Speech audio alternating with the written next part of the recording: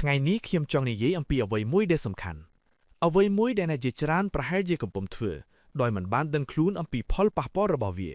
នោះគឺទម្លាប់នៃការប្រាប់ផែនការរបស់អ្នកទៅកាន់មនុស្សគ្រប់គ្នាបាទខ្ញុំនិយាយមែនមនុស្សជាច្រើនចូលចិត្តប្រកាសរាល់គំនិតដែលពួកគេមានរាល់ផែនការអាជីវកម្មរាល់ក្តីសុបិនទៅកាន់អ្នកណាដែលព្រមស្ដាប់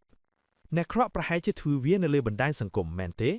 សួស្តីអ្នកទាំងអស់គ្នាខ្ញុំកំពុងចាប់ផ្ដើមអាជីវកម្មថ្មីជូនពរខ្ញុំឲ្យជោគជ័យផងឬខ្ញុំមានគម្រោងនឹងធ្វើនេះធ្វើនោះប៉ុន្តែសូមស្ដាប់ឲ្យច្បាស់មិត្តវ័យក្មេងរបស់ខ្ញុំកុំប្រាប់ផែនការរបស់អ្នកទៅកាន់មនុស្សគ្រប់គ្នាថ្ងៃនេះខ្ញុំនឹងពន្យល់ពីមូលហេតុ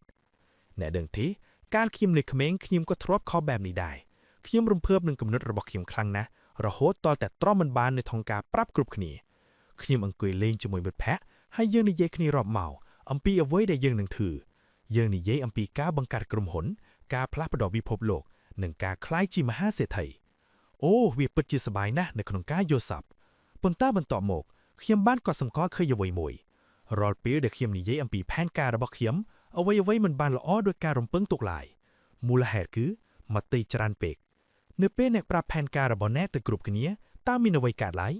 គ្រប់គ្នាចាប់ផ្ដើមដល់ដំបូន្មានឯណាដំបូន្មានពីមនុស្សដែលមិនធ្លាប់ធ្វើអ្វីដែលអ្នកកំពុងព្យាយាមធ្វើដំបូន្មានពីមនុស្សដែលខ្លាចការប្រថុយប្រថុយដោយខ្លួនឯងដំបូន្មានពីមនុស្សដែលនិយាយឲ្យត្រង់ទៅជួនកាលមិនចង់ឲ្យអ្នកជោគជ័យវាដូចជាការអញ្ជើញចុងភៅមួយនុយអ្នកចូលក្នុងផ្ទះបាយរបស់អ្នកដើម្បីធ្វើម្ហូបតែមួយមុខចុងភៅច្រើនពេកធ្វើឲ្យខូចរសជាតិស៊ុបមិត្តហេតុរបស់ខ្ញុំអើយសំឡេងច្រើនពេកធ្វើឲ្យអ្នកវង្វេងទិសដៅហើយវាក៏មានបញ្ហាមួយទៀតដែរនៅពេលអ្នកនិយាយច្រើនពេកអំពីផែនការរបស់អ្នកបានប្រើប្រាស់ធៀបរំភើបទាំងអស់ក្នុងការនិយាយមិនមែនក្នុងការធ្វើទីសាកគិតមើលនៅពេលអ្នកប្រាប់នរណាម្នាក់អំពីគំនិតដ៏អស្ចារ្យរបស់អ្នកពួកគេប្រហែលជានិយាយថាវ៉ាវស្ដាប់ទៅអស្ចារ្យណាស់ហើយក្នុងមួយរំពេចនោះអ្នកមានអារម្មណ៍ថាដូចជាអ្នកជោគជ័យរួចទៅហើយអ្នកមានអារម្មណ៍ល្អប៉ុន្តែបញ្ហាគឺថាអារម្មណ៍នៃភាពជោគជ័យដែលអ្នកទទួលបានពីការនិយាយវាមកជំនួសថាមពលដែលអ្នកត្រូវការដើម្បីធ្វើវាពិតប្រាកដជំនួសឲ្យចំណាយកម្លាំងលើការអនុវត្តអ្នកបែរជាចំណាយលើការសន្ទនាជំនួសឲ្យធ្វើការដោយស្ងប់ស្ងាត់អ្នករវល់តែស្វែងរកការទទួលស្គាល់ពីអ្នកដទៃដំបូលរបស់ខ្ញុំគឺចូលរក្សាភាពស្ងប់ស្ងាត់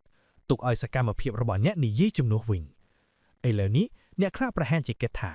ចោះលោកចែកតើមានអ្វីខុសក្នុងការចែករំលែកគំនិតតើខ្ញុំមិនគួរស្វែងរកមតិកែលម្អទេឬតើខ្ញុំមិនគួរទទួលដំបូន្មានពីមនុស្សដែលបារម្ភពីខ្ញុំទេឬ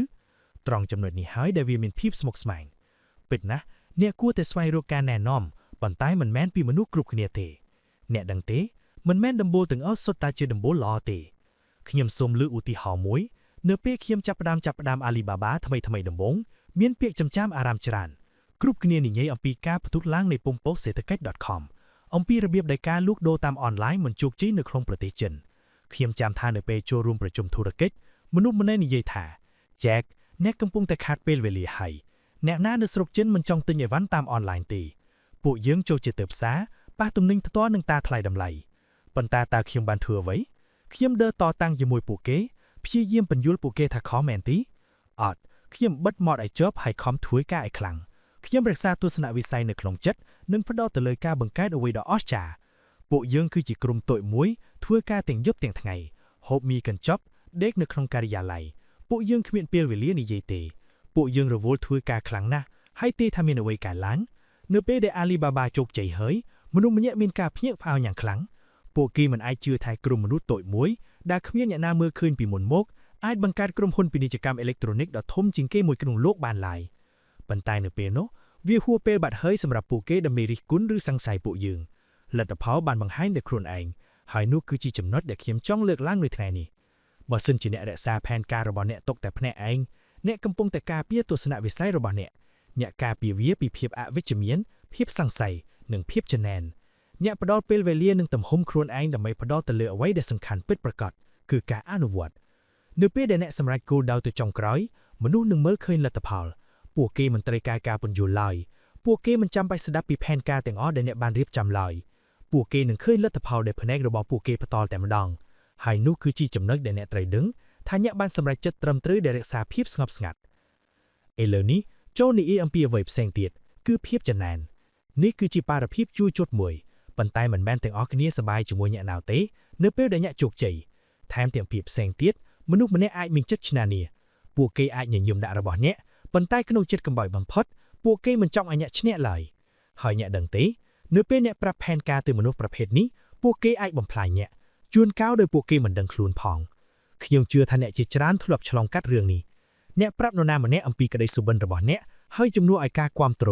ពួកគេបាននិយាយថាតើអ្នកប្រកាសទេឬស្ដាប់ទៅស្រវឹងពេកឬតើអ្នកគិតថាខ្លួនឯងមានសមត្ថភាពធ្វើវាបានមែនទេអារម្មណ៍សង្ស័យរបស់ពួកគេចាប់ផ្ដើមជ្រាបចូលក្នុងចិត្តអ្នកចាប់ផ្ដើមស៊ូដេញដោលខ្លួនឯងហើយមុននឹងអ្នកដឹងខ្លួនអ្នកក៏បាត់បង់ទំនុកចិត្តនៅសមត្ថភាពរបស់ខ្លួនឯងបាត់ហើយ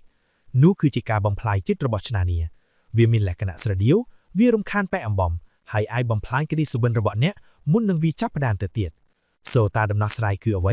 ីដំណោះស្រាយគឺសាមញ្ញមែនតែនកុំផ្ដល់ឱកាសឲ្យមនុស្សចំណានរបស់អ្នករក្សាផែនការទុកតែភ្នាក់ឯងទុកឲ្យពួកគេដឹងពីលទ្ធផលរបស់អ្នកនៅពេលដែលវាហួសពេលបាត់ហើយសម្រាប់ពួកគេដើម្បីរារាំងអ្នកសូមកុំយល់ច្រឡំខ្ញុំមិនមែនមានន័យថាអ្នកមិនត្រូវប្រាប់ផែនការទៅនរណាសោះទេពិតណាស់វាមានពេលវេលាដែលអ្នកត្រូវការដំបូន្មានត្រូវការមតិកែលម្អត្រូវការពិភាក្សាគំនិតជាមួយនរណាម្នាក់ប៉ុន្តែគន្លឹះសំខាន់គឺត្រូវចេះរើសមនុស្សកុំចែករំលែកផែនការជាមួយមនុស្សដែលមិនយល់ពីទស្សនវិស័យរបស់អ្នកកុំចែករំលែកវាជាមួយមនុស្សដែលមានគំនិតអវិជ្ជមានឬមើលឃើញពិភពលោកនៅផ្លូវអាក្រក់ផ្ទុយទៅវិញចូលស្វែងរកក្រុមតូចមួយនៃមនុស្សដែលអ្នកទុកចិត្តបំផុតមនុស្សដែលជឿជាក់លើអ្នកមនុស្សដែលមានបទពិសោធន៍មនុស្សដែលអាចផ្ដល់មតិរិះគន់ក្នុងន័យស្ថាបនានៅក្នុងករណីរបស់ខ្ញុំមានមិត្តភក្តិជិតស្និទ្ធនិងអ្នកណែនាំចំនួន 2-3 នាក់ដែលគាំទ្រខ្ញុំនៅសម័យដំបូងរបស់ Alibaba ពួកគេមិនមែនតែងតែយល់អំពីអ្វីដែលខ្ញុំកំពុងធ្វើទេប៉ុន្តែពួកគេជឿជាក់លើសមត្ថភាពរបស់ខ្ញុំដើម្បីដោះស្រាយវាពួកគេលើកទឹកចិត្តខ្ញុំឲ្យបន្តទៅមុខទោះបីជាស្ថានភាពលំបាកយ៉ាងណាក៏ដោយហើយខ្ញុំសូមប្រាប់អ្នកថាស្ថានភាពពិតជាលំបាកយ៉ាងខ្លាំងមានពេលវេលាដែលពួកយើងគ្មានលុយគ្មានធនធានគ្មានសង្ឃឹមប៉ុន្តែដោយសារតែខ្ញុំបាននៅក្បែរមនុស្សដែលត្រឹមត្រូវខ្ញុំអាចចំលោះឧបសគ្គទាំងអស់បានខ្ញុំមិនត្រូវការមតិមួយលុយសិនលឹកឡាយខ្ញុំត្រូវការមតិចំនួន 2-3 ល្អបំផុតប៉ុណ្ណោះចូលនិយាយអំពីបញ្ហាមួយទៀតគឺភាពភ័យខ្លាចជួនកោយើងប្រាប់ផែនការទៅគ្រប់គ្នាដោយសារតែយើងមានភាពភ័យខ្លាចខ្លាចបរាជ័យខ្លាចមើលទៅដូចជាមនុស្សល្ងងខ្លាចធ្វើខុសពីគំនិតយើងគិតថាការប្រាប់អ្នកដទៃគឺជាការការពារខ្លួនឯងតាមរបៀបមួយយើងគិតថាភាពស្ងប់ស្ងាត់នឹងធ្វើឲ្យយើងមានឱកាសជោគជ័យច្រើនដែរនេះគឺជាបារភាពជួជុតមួយប៉ុន្តែភាពភ័យខ្លាចគឺជាកម្លាំងរុញបញ្ចក់ដ៏អាក្រក់បំផុតបើសិនជាអ្នកសម្រេចចិត្តដោយសារតែភាពភ័យខ្លាចអ្នកមិនអាចគិតថាខ្លះច្បាស់ឡើយអ្នកមិនបានធ្វើសកម្មភាពចេញពីទំនុកចិត្តឡើយផ្ទុយទៅវិញអ្នកកំពុងតែអនុញ្ញាតឲ្យមតិរបស់អ្នកដទៃមកគ្រប់គ្រងសកម្មភាពរបស់អ្នកកុំខ្លាចនឹងការបរាជ័យកុំខ្លាចនឹងការធ្វើខុសបរាជ័យគឺជាផ្នែកមួយនៃចំណាយជីវិតរបស់យើងតាមពិតទៅវាគឺជារឿងចាំបាច់មួយកាលខ្ញុំចាប់ផ្ដើម Alibaba ដំបូងខ្ញុំបានបរាជ័យច្រើនដងខ្ញុំបានធ្វើខុសច្រើនរហូតដល់តែរាប់មិនអស់ប៉ុន្តែខ្ញុំមិនបោះបង់ទេខ្ញុំមិនឲ្យភាពភ័យខ្លាចមករារាំងខ្ញុំមិនឲ្យទៅមុខហើយអ្នកក៏មិនគួរឲ្យភាពភ័យខ្លាចមានឥទ្ធិពលលើអ្នកដែរបើសិនជាអ្នករក្សាផែនការរបស់អ្នកទុកតែភ្នាក់ឯងអ្នកនឹងកាត់បន្ថយភាពភ័យខ្លាចទៅកាន់វិចារណាពីអ្នកដទៃអ្នកអនុញ្ញាតឲ្យខ្លួនឯងមានសេរីភាពដើម្បីសាកល្បងបរាជ័យនឹងរៀនសូត្រដោយគ្មានសម្ពាធពីខាងក្រៅហើយដោយធ្វើបែបនេះអ្នកផ្ដល់ឱកាសជោគជ័យដ៏ល្អបំផុតសម្រាប់ខ្លួនឯងរឿងសំខាន់គឺនៅចុងក្រោយនៃថ្ងៃមួយអ្នកណាក៏ខ្វល់អំពីផែនការរបស់អ្នកដែរគេខ្វល់តែពីលទ្ធផលរបស់អ្នកទេអ្នកអាចនិយាយពេញថ្ងៃអំពីអ្វីដែលអ្នកនឹងធ្វើប៉ុន្តែបើសិនជាអ្នកធ្វើមិនសម្រេចវាក៏មានន័យដែរនោះគឺជាមូលហេតុដែលខ្ញុំតែងតែនិយាយថាទុកឲ្យភាពជោគជ័យនិយាយដោយខ្លួនឯងនៅពេលដែល Alibaba ជោគជ័យមនុស្សម្នាក់មានការភៀកផៅយ៉ាងខ្លាំងពួកគេមិនអាចជឿថាក្រុមមនុស្សតូចមួយដែលគ្មានអ្នកណាមើលឃើញពីមុនមកអាចបង្កើតក្រុមហ៊ុនពាណិជ្ជកម្មអេឡិចត្រូនិកដ៏ធំជាងគេមួយក្នុងលោកបានឡើយប៉ុន្តែនៅពេលនោះវាហួសពេលបាត់ហើយសម្រាប់ពួកគេដើម្បីរិះគន់ឬសង្ស័យពួកយើងលទ្ធផលបានបង្ហាញដោយខ្លួនឯងហើយនោះគឺជាចំណុចដែលខ្ញុំចង់លើកឡើងនៅថ្ងៃនេះបើសិនជាអ្នករក្សាផែនការរបស់អ្នកទុកតែភ្នាក់ឯងអ្នកកំពុងតែការពារទស្សនវិស័យរបស់អ្នកការពារវាពីភាពអវិជ្ជមានភាពសង្ស័យនិងភាពចំណែនអ្នកផ្ដល់ពេលវេលានិងទំហំខ្លួនឯងដើម្បីផ្ដោតទៅលើអ្វីដែលសំខាន់ពិតប្រាកដគឺការអនុវត្តនៅពេលដែលអ្នកសម្រេចគោលដៅទៅចុងក្រោយមនុស្សនឹងមើលឃើញលទ្ធផលពួកគេមិនត្រូវការបញ្យល់ឡើយពួកគេមិនចាំបាច់ស្ដាប់ពីផែនការទាំងអស់ដែលអ្នកបានរៀបចំឡើយពួកគេនឹងឃើញលទ្ធផលដោយភ្នែករបស់ពួកគេផ្ទាល់តែម្ដងហើយនោះគឺជាចំណុចដែលអ្នកត្រូវដឹងថាអ្នកបានសម្រេចចិត្តត្រឹមត្រូវដែលរក្សាភាពស្ងប់ស្ងាត់ដូច្នេះមិត្តវ័យក្មេងរបស់ខ្ញុំនៅពេលអ្នកចាប់ផ្ដើមដំណើរជីវិតរបស់អ្នកសូមចងចាំថាភាពស្ងៀមស្ងាត់គឺជាមហិទ្ធិឫទ្ធិរបស់អ្នកកុំខ្ជិលខ្ជាយពេលវេលាប្រាប់ផែនការទៅគ្រប់គ្នាកុំស្វែងរកការទទួលស្គាល់ពីមនុស្សដែលមិនយល់ពីទស្សនវិស័យរបស់អ្នក កុំឲ្យភាពភ័យខ្លាចមកបញ្ជាការសម្រេចចិត្តរបស់អ្នកផ្ទុយទៅវិញចូលផ្ដោតលើការងារទុកឲ្យសកម្មភាពរបស់អ្នកនិយាយឲ្យខ្លាំងជាងពាក្យសម្ដីទុកឲ្យភាពជោគជ័យរបស់អ្នកធ្វើឲ្យមនុស្សដែលថោកសង្ស័យអ្នកមានការភ្ញាក់ផ្អើលហើយអ្វីដែលសំខាន់បំផុតចូលទុកចិត្តលើខ្លួនឯងអ្នកមានអ្វីគ្រប់គ្នាដើម្បីជោគជ័យអ្នកគ្រាន់តែត្រូវរក្សាការផ្ដោតអារម្មណ៍រក្សាភាពស្ងៀមស្ងាត់និងបន្តរឿងច្រើនទៅមុខថ្ងៃមួយនៅពេលអ្នកសម្រេចក្តីសុបិនមនុស្សនឹងសួរអ្នកថាតើអ្នកធ្វើវាបានដោយរបៀបណាហើយអ្នកនឹងញញឹមព្រោះអ្នកនឹងដឹងថាអាចកំបាំងនៃភាពជោគជ័យរបស់អ្នកគឺសាមញ្ញណាស់អ្នកបានរក្សាផែនការរបស់អ្នកទុកសម្រាប់តែខ្លួនឯងសូមអរគុណ